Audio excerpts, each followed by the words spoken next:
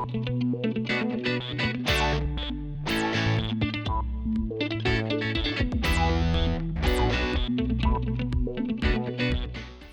this is Joe with AJ Antunes. We're going to be talking about the VCT2 error 15 error code. Okay, so usually you start with the high limit first to checking for error 15.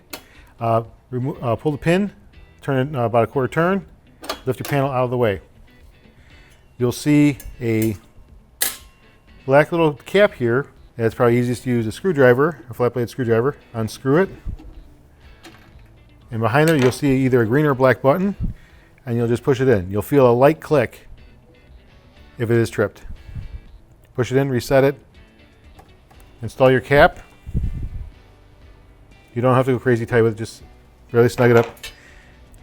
All right, insert your cover back on, turn your, and lock in place.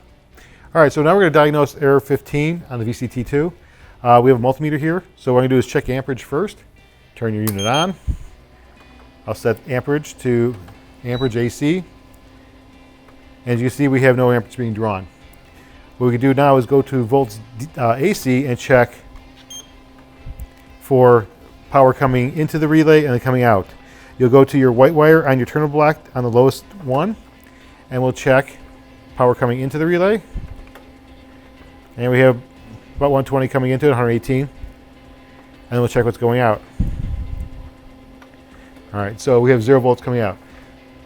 Now we can check volts DC going into the bottom. Obviously we were simulating a faulty relay. And then we'll just check voltage coming into it.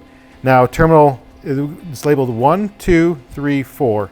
So 4 is your negative, 3 is your positive, and we'll just check voltage DC coming into it. So we have about 1.2 volts, or sorry, 1.8 volts, almost 2 volts. So that's proper voltage going to it. You should see the LED illuminated. Some relays are a little bit dimmer than others. So I know the relay also says 3 to 32. We are pulsing the relay on and off really quickly. So this is the average of the on time your meter is going to see. All right, so we have an issue with the relay and should replace it.